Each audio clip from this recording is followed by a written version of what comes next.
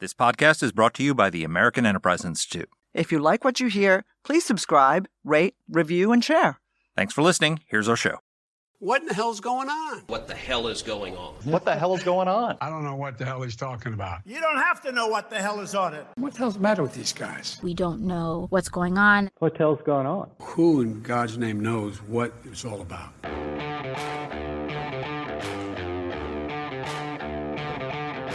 Hi, I'm Danielle Pletka. I'm Mark Thiessen. Welcome to our podcast. What the hell is going on? Mark, is there anything new the hell going on? What the hell is going on is it looks like the polls are coming in and the vast majority of Americans do not want a Trump-Biden rematch, and they're going to get one anyway. Is where we're headed.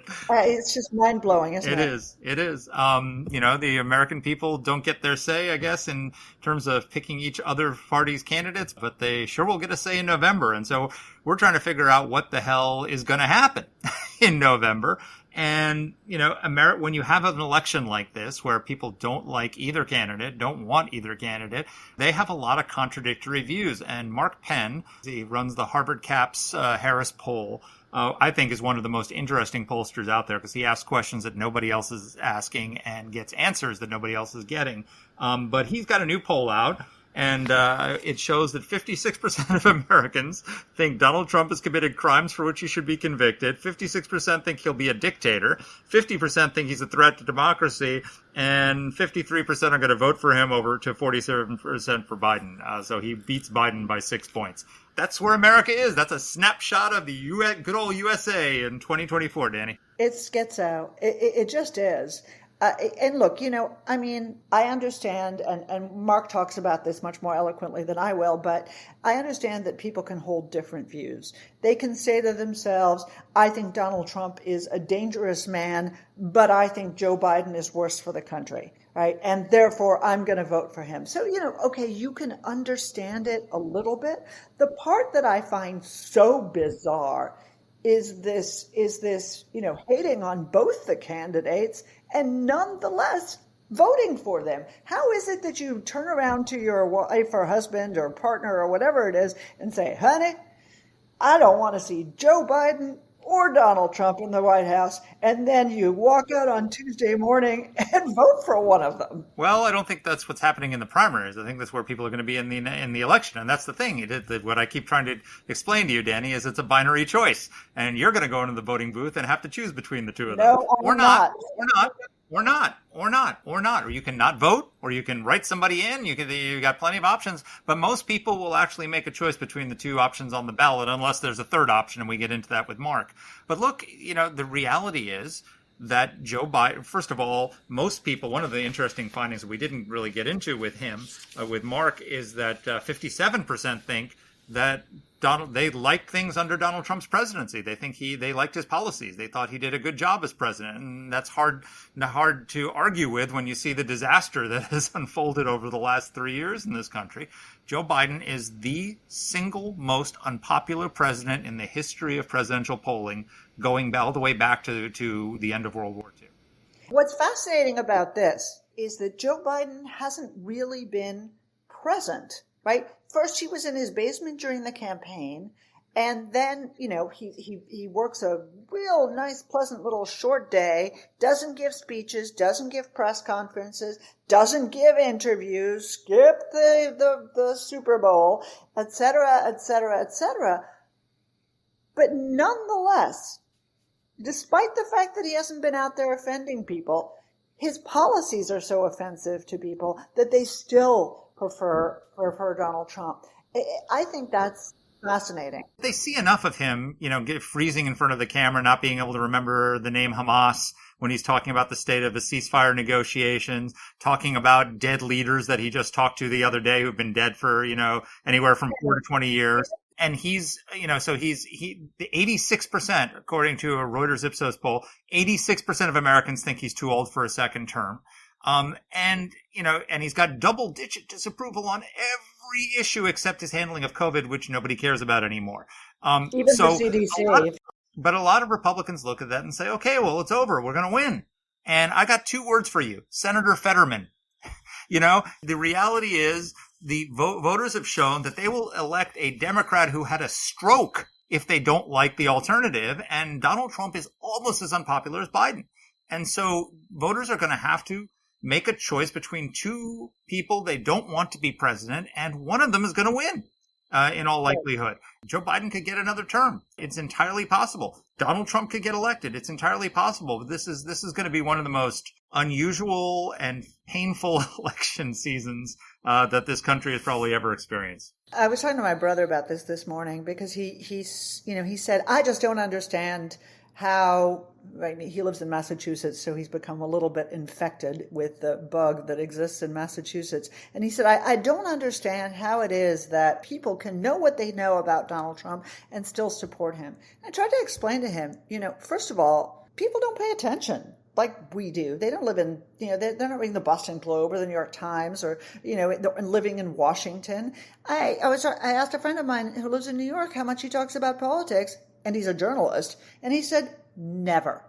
Right? So if you are not paying close attention, and the vast mass of Americans don't pay close attention until September before an election, there's tons of data to show that, then you are basically going to go, you're going to go with the guy who's probably better for your everyday life, for your pocketbook, and if your main concerns, as I think Mark's poll shows, as if your main concerns are immigration, inflation, crime, then the incumbent isn't going to do it for you. So it's not so much an acceptance of the bad things that Trump has done. It's more just sort of a compartmentalization of that whole thing, that they're not paying attention. Well, also there's the unprecedented assault on this man. Yes, Trump's behavior was awful after January 6th, and we've talked about that, ad nauseum on this podcast. But the Democrats' behavior is awful as well. 91 indictments. Charles Manson only had 10 indictments. The weaponization of the 14th Amendment to try and kick him off the ballot. The civil suits to try and bankrupt him, with this case in New York, which is just an absolute, monstrosity of a case, where literally the bank said, no, we were happy and we actually did our own due diligence and we actually made money and we'd be happy to do business with him again. No, we're going to take $400 million away from him. The Democrats' rationale seems to be, we need to burn down our democracy in order to save it. Donald Trump is such a threat to democracy that we have to break down all the guardrails and all the institutions of our system in order to stop him. And a lot of Americans look at that and say, that's a bigger threat than Trump. Now, you may agree with that or disagree with that, and everyone can come to their judgments, but that's a legitimate point of view. That's where a lot of people are coming from and saying, yeah, I know Donald Trump has a big mouth and he says a lot of stuff and does a lot of stuff I don't like, but they're not just going after him, they're going after me. They're trying to take away my right to choose the person I want to be president. And so that's why they vote for him, because they're voting against that. A lot of people vote not for the candidate, but against something else. Right. And interestingly enough, some of the data in this poll suggests that the majority of people think that the cases against Donald Trump actually are not legit, that they represent the kind of lawfare that he himself claims, which is, again, I think there's an underestimation of the mistrust for government that exists and has grown so much in the United States.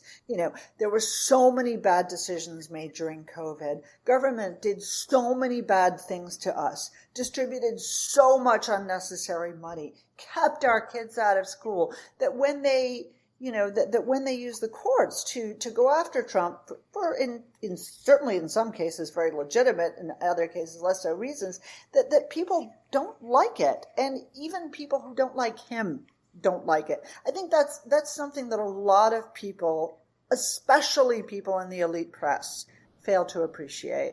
But I would say that even in the cases where it might be legitimate, I think you and I would both agree that the handling of classified information is a more legitimate case than some of the other ones are.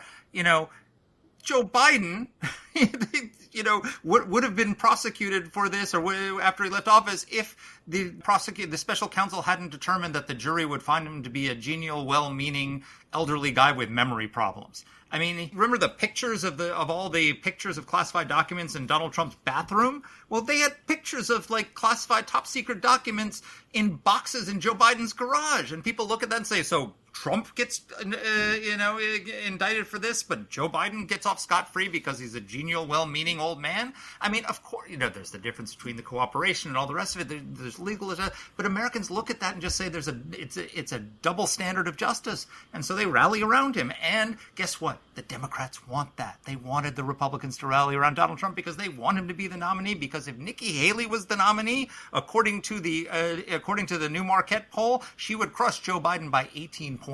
I don't think there's another Republican that he'd have a chance against right now. And so they want this. They want this, and they may get it, and not in the way they think. I've always said that Donald Trump was the Democrats' candidate as well. Hey, we have an actual guest on the show who you mentioned earlier, and it is his poll that we're talking about. I'm sure the name is familiar to almost everybody listening to our podcast as we talk about this. Mark Penn is the chairman of the Harris poll, as well as leading research companies, including the National Research Group, Harris Insights and Analytics, and Harris X. He's actually the co-founder of the Harvard Harris poll, which is a monthly opinion poll on taxes, healthcare. He's also the president and managing partner of the Stagwell Group, which is a private equity fund. He was Bill Clinton's pollster. He was Hillary Clinton's pollster. He has been at the center of American politics for a very long time, and he just put out a really, really interesting poll. Here's our interview. Mark, welcome to the podcast. Thank you. Happy to be here. I'm on with you with Fox News, and we get 2 minutes to talk to each other, and now we get a little more time, so this is exciting. So you are the most fascinating pollster I know, because you ask the most interesting questions and get the most interesting results, and this new poll is just fascinating. I just want to ask you to explain a result here. So in your poll, 56% of Americans think Trump committed crimes for which he should be convicted. 56% think that Trump will act as a dictator if elected as president. 50% think Trump is a threat to democracy, and Trump is beating Biden 53-47. Explain. Now you're understanding the American public. Okay? Some of the things we've got to understand about the American public. First of all, they were absolutely positively definite about their choices until they changed them. And second, the swing voters, who I classify really these days as about 20%, everybody from 40 to 60 on any question is a swing voter, and they believe a number of completely contradictory things. And the reason they are a swing voter is because on election day, they will have to resolve, I think Donald Trump is a felon, but I think he did a good job as president, right? And they have to resolve those two things and decide, felon, good job as president, which is more important, which resolves it. And so these contradictory findings that people have, that is exactly what makes them swing voters. And in fact, I decided to put in a series of statements precisely to see that kind of 50, 60% of the people agree with lots of things that seem in conflict. They are in conflict. Mark, first of all, thank you so much for being with us. It's a pleasure. As Mark Thiessen said, sorry, I'm now falling into the Mark problem as well. As Mark Thiessen said, this is a kind of a mind-blowing poll, and it's not just the Trump stuff. I think, I understand that people are a little bit quixotic, and as Mark constantly tells me, you don't have a choice between one guy and somebody. You have a choice between two very specific people, and that drives a lot of the weirdness. What I would really love to hear from you is, okay, looking at this most recent poll that you put out, what was the most shocking thing to you in it? You're a vet. Well, look, I think the most shocking thing in the polls today, as opposed to, and let me just go back 1 second. I created the Harvard Caps Harris poll. It's purely a pro bono effort. I was teaching polling at Harvard for 5 years, purely a pro bono effort also, because there was a course that was given there that I took as an undergraduate that was no longer being given. And I said, well, I could do that along with a co-professor, Stephen Ansel-Bahari, where I was a lecturer. He was a professor. And I wanted to recreate the kind of polling I did at the White House for President Clinton, which was incredibly detailed, which was two-sided, which had both sides of all of the issues, so you understood people who opposed it as well as people who favored it, and what I thought was truly lacking in most media polls. And so when you look at the questions and the kind of sometimes the complexity of them, or certainly, the first thing I looked at was something like sanctuary cities, and discovered that no one had asked a question about sanctuary cities since one I could find in 1978, because they didn't want the answers to the questions. So I ask a lot of the questions that, that people don't want to ask, which obviously are on the public's mind. And that is really the point of polls. As I always say, you don't need polls for the America that you know.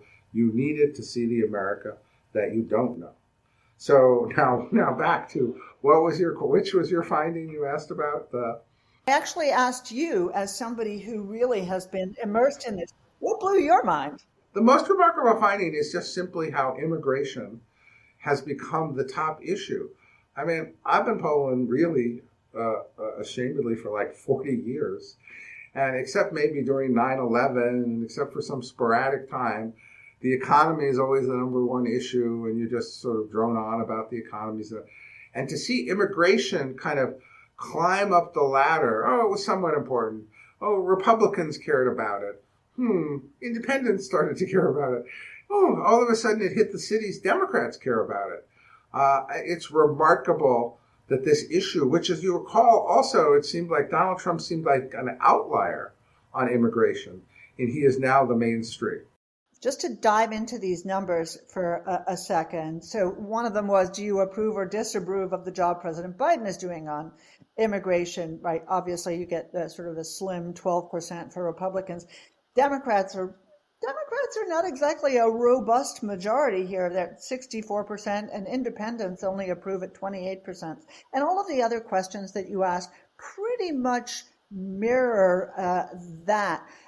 My question really is, okay, I get it.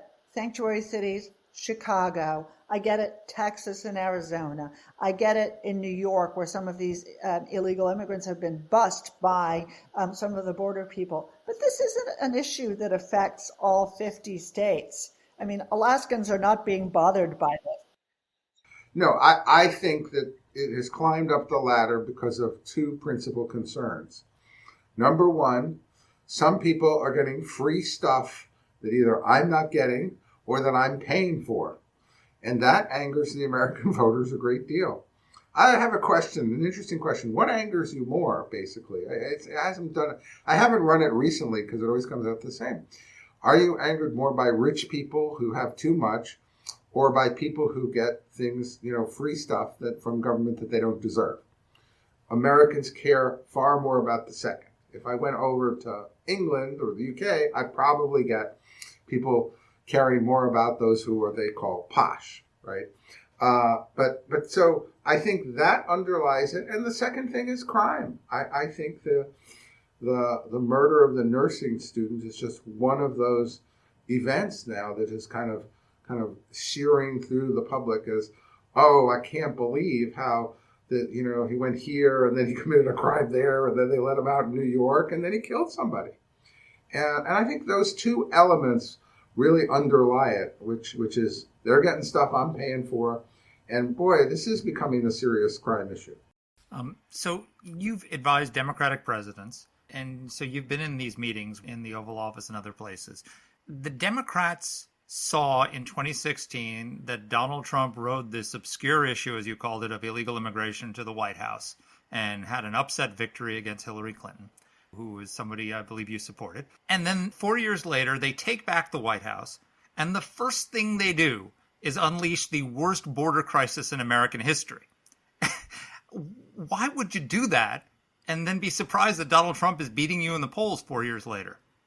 Because generally it was an issue that just base Republicans cared about.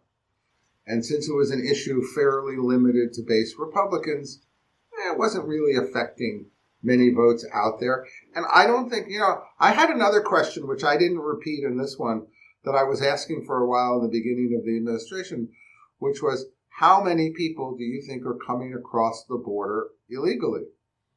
And most voters would answer something like 10,000 or 20,000.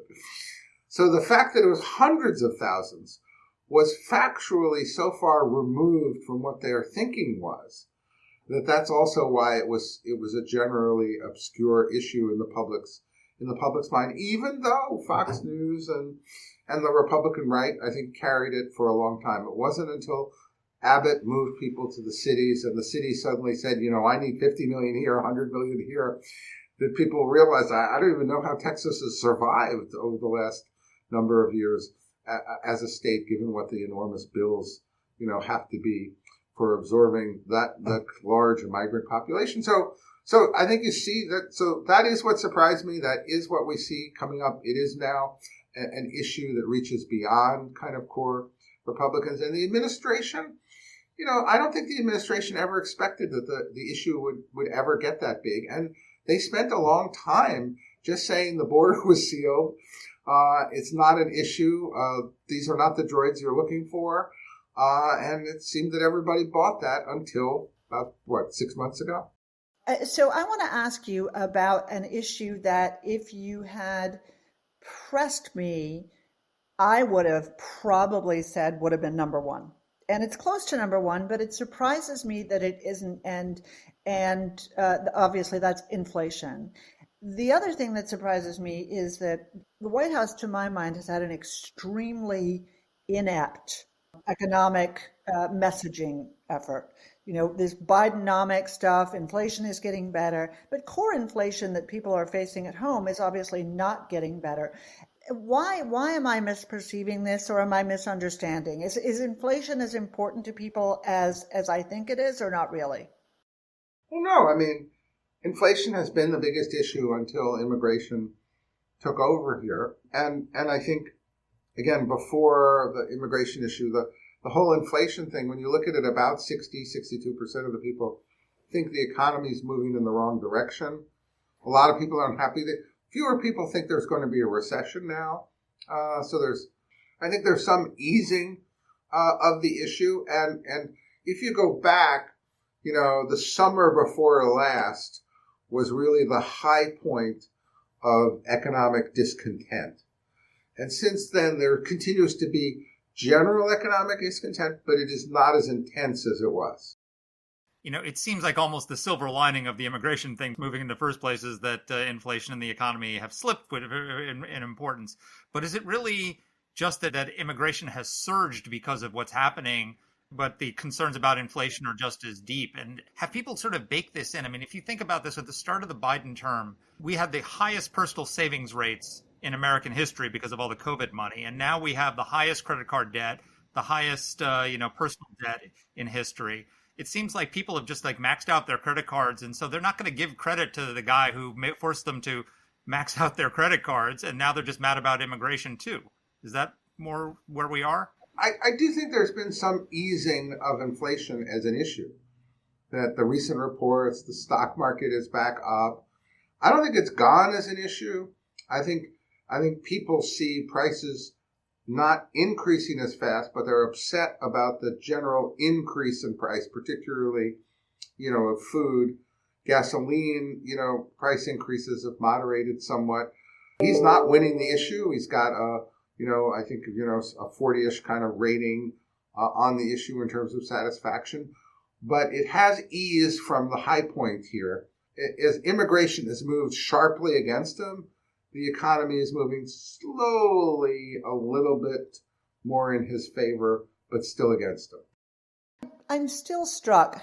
I'm sitting here looking at this data, and I still have some cognitive dissonance here about the schizophrenia in the ideas people express and the people they choose to vote for. So this terrific chart that lays out a series of statements. The statement that people agree with violently, both strongly and somewhat, adding up to 86%, is we need more bipartisan legislation to tackle the problems of the country. Okay. Only 14% of Americans want more partisanship, and yet the way they seem to vote and the way their representative act is exactly the opposite. I don't get it. Am I maybe I don't have any imagination. Back in the day when I ran these campaigns, We were all about getting the swing voter because what you just read was incredibly true. People wanted bipartisan solutions. Look, even on immigration, people want tougher border, and they'll also want to give a path for DACA recipients for work permits and maybe citizenship. And, people do like, a combination of things that solve problems, some from the Democrats and some from the Republicans. And of course, that's what we did with President Clinton, on a huge scale across all the major issues. And President Clinton's job rating after we did that was, when I went back to look at it recently, was 73. Okay. No politician has a rating even remotely like that today because they're not going for the swing voter. They have been captured by the bases, and they have been sold this idea that the bases are going to stay home, and that's really the key to victory. And when you run for your base and you have an election, you get 50 plus 1. When you go after swing voters and you have an election, all the people who you tried to get, who you seem flexible for, they give you the benefit of the doubt. And remember, we had a lot of people who ran on this idea. Bush ran on this idea, a uniter, not a divider. Obama ran on this idea, the same thing. Neither of them really delivered on that promise, right? And now people don't even make that promise anymore, right? And so I think that is a big problem because as you said, hitting these bipartisan solutions is what the public really wants, but the political system has made more difficult. Okay, but Mark, I hear what you're saying. Everything you're saying makes total sense to me. And Mark, the other Mark, and I remember very well being able to work with the Clinton administration. But your numbers aren't a secret. It's not like somebody has hidden these behind, and so everybody's just going with their base. They can look at the numbers and see that exactly what you said. Why is there absolutely nobody who does this? Is it something about the system? They have been sold. They're surrounded by aides and people. And they have been sold that you need to satisfy the base more than you need to go after the swing. That it's all about turnout in a few swing states. And that turnout is all about how deeply we energize our base. Now, I try to illustrate what I call the math of voting. The math of voting is very simple. You have an election that is 5-5. One person switches, it becomes 6-4. That's the power of swing voters. If instead of having somebody switch, you get someone else to the polls, it's 6-5. You need two people at the polls to overcome a single switcher change. That's the math, but as you said, I'm rather frustrated that people are going instead you see this whole thing in Michigan, trying to pressure President Biden to change Israel policy. 100,000 uncommitted votes. The media made it a big deal. Riff in the party. He has to go heal that riff. He can't. It's ridiculous. They're never voting for Donald Trump in a million years. All the swing voters are very strongly behind a more pro-Israel policy, although what voters really want is for him to solve the problem. So let's talk about your findings on Israel. So your poll found 82% of U.S. citizens support Israel, only 18% express support for Hamas, 67% say they would support a ceasefire only if Hamas is removed and all the hostages are released, 63% support Israel's sovereignty over the West Bank, 78% support the removal of Hamas from the Gaza Strip, and 73% prefer Israeli control or governance under new Arab states in Gaza after the war is over. That sounds like Bibi Netanyahu's agenda more than it does Joe Biden's. I mean, Americans are pretty solidly behind Israel. The president was, from the start doing the right thing and saying the right things, and now he's sort of buckling under this pressure from his base. Why would you do that when the numbers are so overwhelming? I mean, there's not a lot of 80%, 70% issues out there.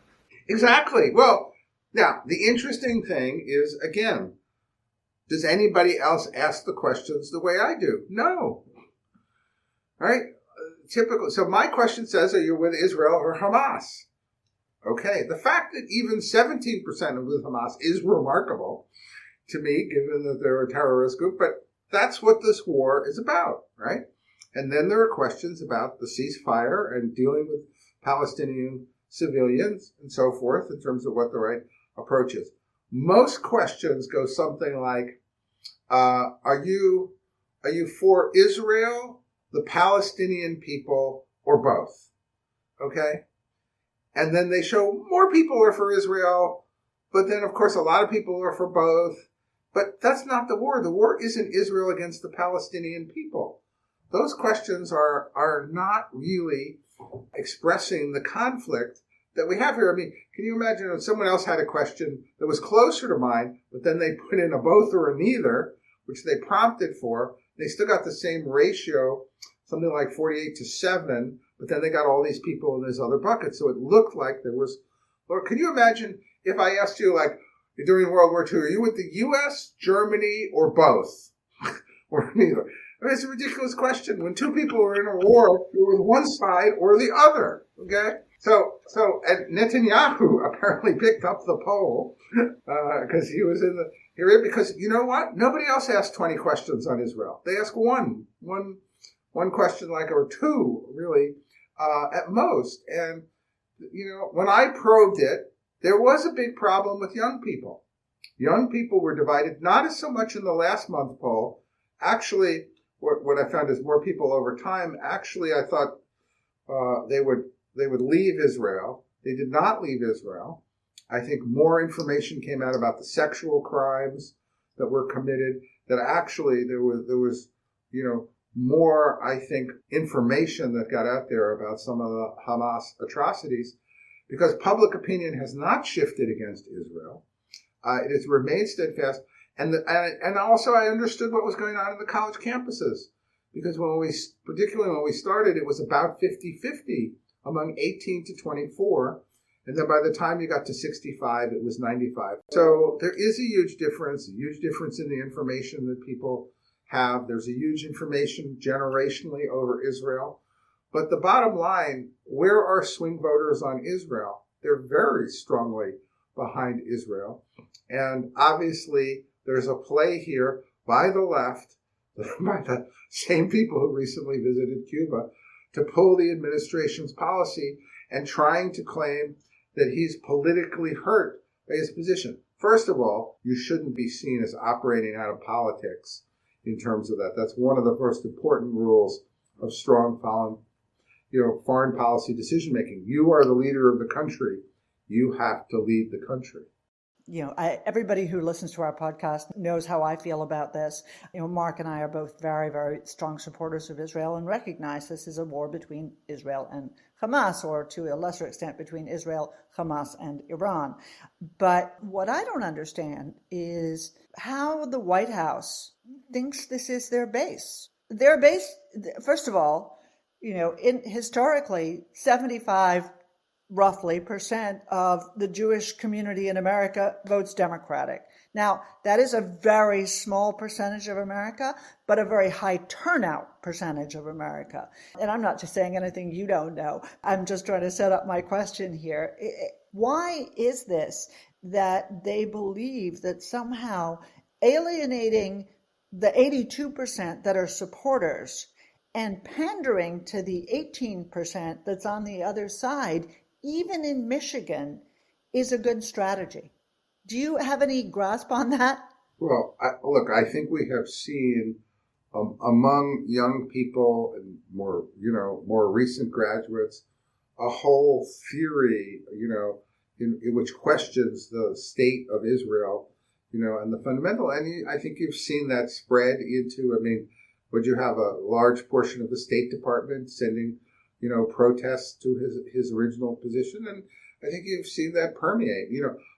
When I saw President Biden's initial statements on Israel, I thought they were strong, they were unequivocal, they were surprising almost to me, and they were in line with his historical positions, right? And what I've seen recently really seemed to be, the White House staff and others trying to drag policy away from the president's original positioning, And the president, with his ice cream comments, certainly was not helpful. So I don't know how much of his comments are just for domestic political consumption. I don't really know what's going on, behind the scenes. But I know what I report, which is on Israel. It's quite strong.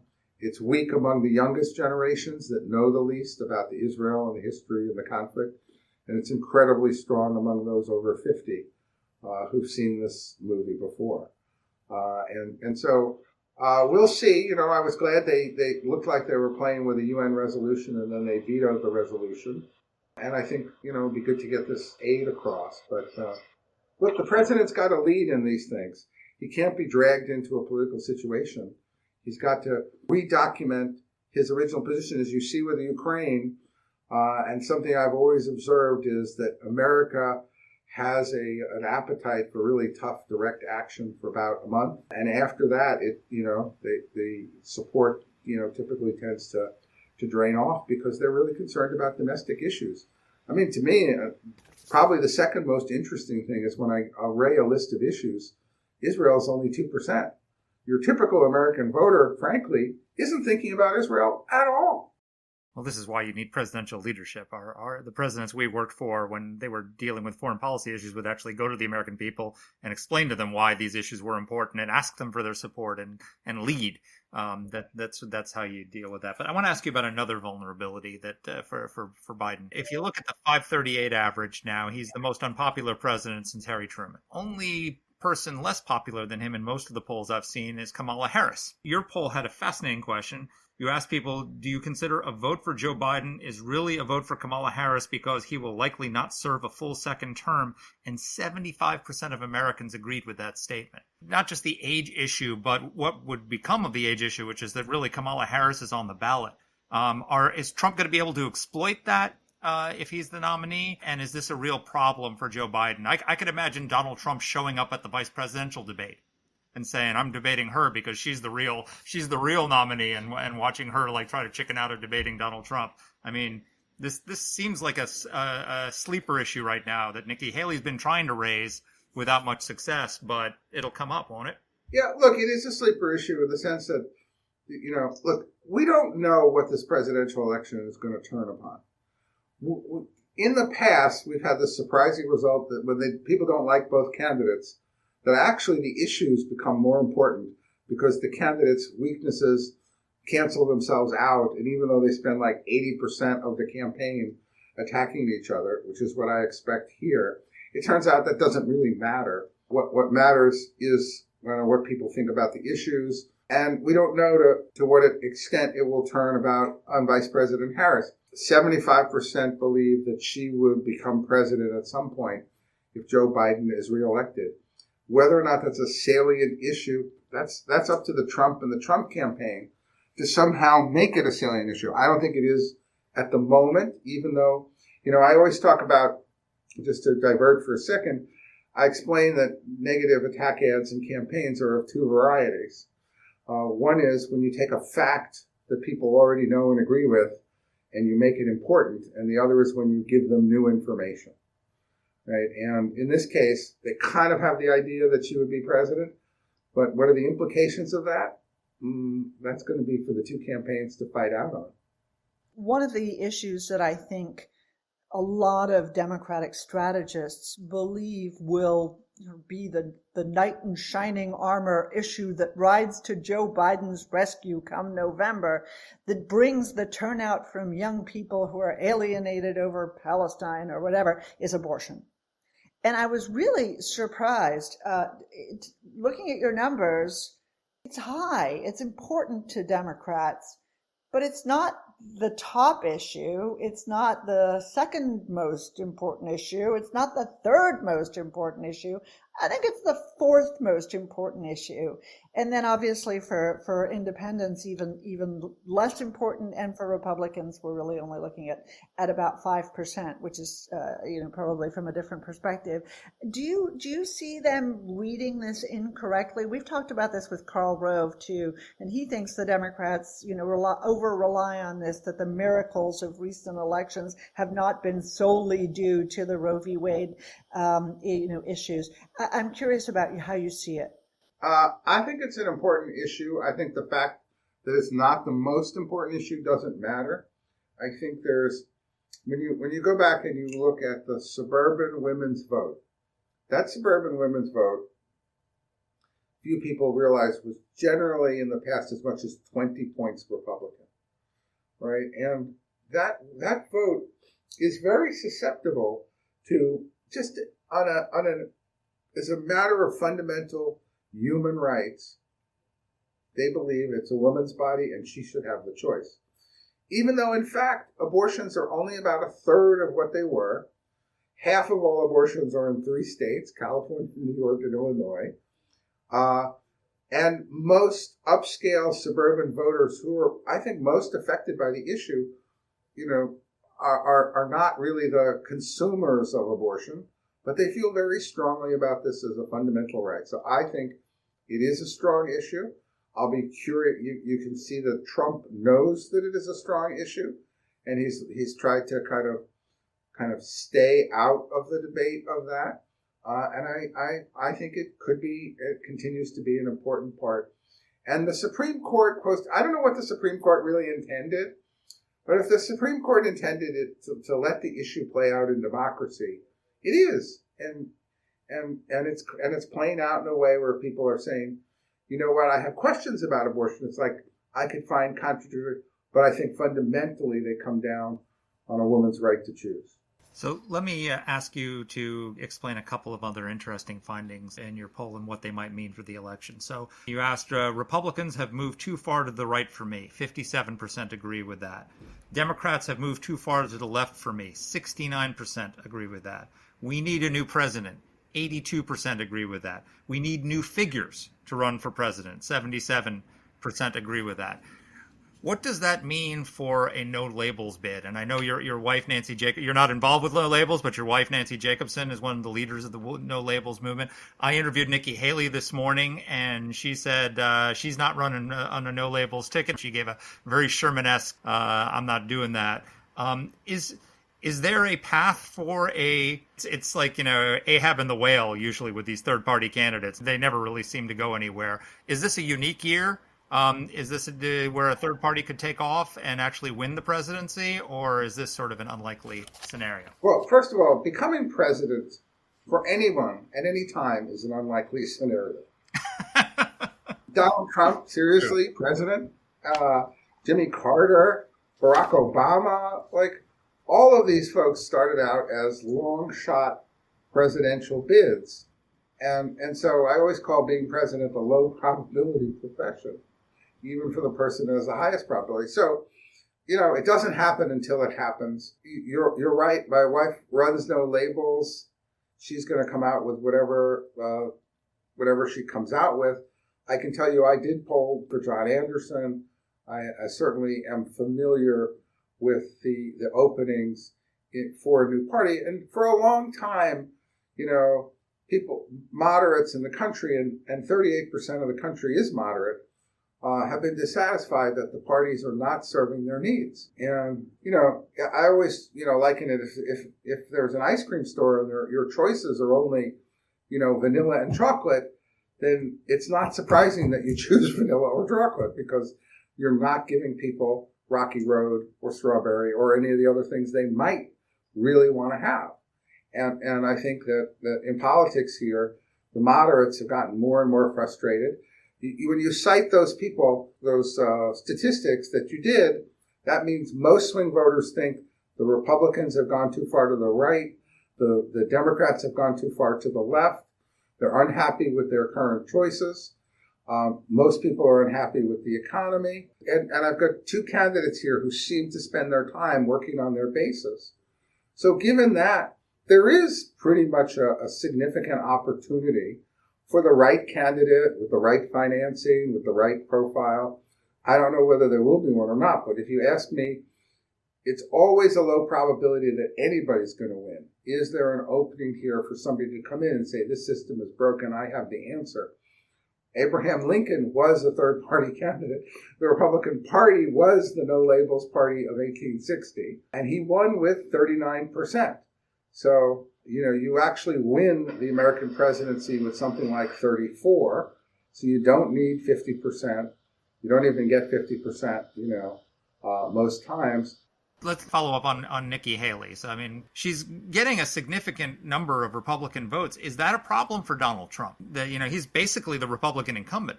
That he's getting so much opposition from Republicans.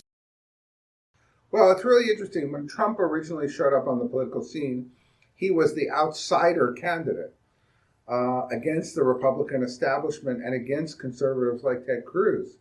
Now he is the conservative establishment candidate, and Nikki Haley has kind of the independents, outsiders, and he needs those votes in a general election. So I don't know exactly how he's going to fill that hole, but he cannot get to the presidency with the Republican base alone. And so I think that, how that kind of plays itself out and whether or not he can unify the party and get those voters, a lot of whom have real hard and fast dislike of him. Now, they also don't like Joe Biden either, which is why, in England, we used to call them the clothespin voters. They said that they have to hold their nose and vote for somebody. And we're going to see how that plays out. But I think it's a real problem for his campaign. I think that's absolutely right. So before we came on, we had a really interesting conversation with you, and this is my exit questions, because we were still talking about Nikki Haley. She told Mark she's not going to be a no-labels candidate. When we had Governor McCrory on to talk about no-labels, he said, well, no, she can't be on the ticket because of sore loser laws, and you laughed and had a comment about that, and that's my exit question for you. I wanted to replay that for our listeners. Well, I think, look, first of all, I want to make clear, I have no information whatsoever. I've just said I've learned through the political years that Bill Clinton said he was never, ever running for president. Barack Obama said he was never, ever running for president. And Hillary Clinton said she wasn't running when I was doing secret polls to see whether she should run one year. The one question you cannot trust a politician on is whether or not they're going to run for the highest office in the land. If there's an opportunity... Nikki Haley said she wasn't running for president. Against Donald Trump. If they see an opportunity... You had a comment about those sore loser laws, too. That maybe... I don't see how the sore loser laws would hold up based... Again, I'm not... I'm almost a lawyer in many ways, but not a lawyer. But nevertheless, the Supreme Court has always said you can't add state-by-state conditions to being a candidate for president. And that's whether or not Donald Trump is a felon. And it would seem to me whether Nikki Haley ran in a primary, that if the filing dates are such that you can't do it, then it can hold. But if the filing dates aren't that way and you can exit and run, I think those laws will get brushed aside. But that's just, again, my personal opinion based on what I've read. Because what this election needs is more litigation.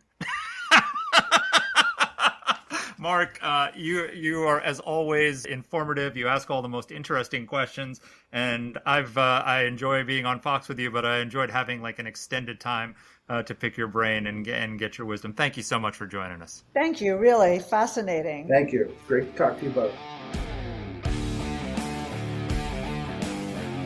Well, you and I are foreign policy geeks, Danny, so let's talk about the foreign policy side of this. I mean, the Israel discussion was really fascinating, wasn't it? Look, it warmed my heart. I told that to Mark, and I'm relieved, honestly, because you start to wonder. I have said again and again and again, and I said it last week on Meet the Press, people are confusing the loud with the influential, right? Loud people are not necessarily the most important part of any group. They're not necessarily the most influential in any group. They are just the loudest. And these lovers of Hamas at Harvard and MIT and UCLA and Berkeley are incredibly loud. They're unbelievable anti-Semites, and yet they don't represent the majority of Americans. I love that number. 82% is great. And I think the same is true when it comes to Ukraine. The people who hate Ukraine are loud, and they're a minority. I think Mark's numbers are that it's basically 50-50 on whether we should give more aid to Ukraine. But the vast majority of Americans think that they say that it's personally important for them that Ukraine win. They stand with the Ukrainians. They think Putin is evil. This whole anti-Ukraine movement on the right, they are loud, but they're a minority. And even people who might be concerned about giving more aid to Ukraine, it's not because they hate Ukraine or because they love Putin like some of these guys do. It's because they're concerned about the border, and they're concerned about other things that we have going on in this country. And one of the things Mark says at the end, which I think is true, is that most Americans are more concerned about what's happening here than they are abroad, and you got to lead them in order to care about these things. But you have a great insight, which is ignore the loud and focus on what's important. The majority, and this is where I think I have given Joe Biden a ton of credit because I 100% believe that the excellent statements that Mark referred to at the outset of the Israel-Hamas war were a reflection of Joe Biden's sentiments, right? And I think that the fact that the administration has not wholesale fallen in love with the other side is a testament, again, to Joe Biden, because his staff is not part of that 82%. And this is where I worry about him again. And I wrote something about this, and some of my friends were upset with me, but where I worry about the president's influence in his own administration. Because people are saying to him, you're going to lose Michigan. The New York Times is telling him, you're going to lose Michigan. Ooh, you better be more pro-Hamas. And the answer is, actually, dude, first of all, those people who think you're insufficiently pro-Hamas are not going to vote for Donald Trump. Secondly, they are not in the majority. They're just the loudest. And I worry about him listening to them. I worry about the political strategists who are now deciding they need to start sanctioning Jews in Israel, which is just bullshit virtue signaling. It's all really, I don't understand why these numbers aren't obvious to them as well. And the other thing is the flawed strategy and this is on both sides, of focusing entirely on your base instead of swing voters. Totally. You know what swing voters like? Even if they don't care about Israel as a top issue, they like strong leaders. They like principled leaders. They like people who stand up for what they consider, at the polls show, they consider to be the right side and the right thing to do. And so you get more. If you want to convince those skeptical swing voters who say, he's too old for another term, and he's and he's weak and vacillating and all the rest of it, be strong. Maybe that would solve your electoral problems, and you wouldn't have to worry about the 13% of uncommitteds who in Michigan who want to support Hamas. Be a strong leader. What wins elections is strong leadership. And that's Biden's ultimate problem. It's not a small minority of ne'er-do-wells. I couldn't agree with you more. And knock, knock, by the way, our friends in Congress. Yeah, that's the thing that matters the most. Leadership. Try to pass the aid. Exactly. Pass the aid. Folks, as usual, it's been a pleasure. Thanks for being with us. Take care. See you next week.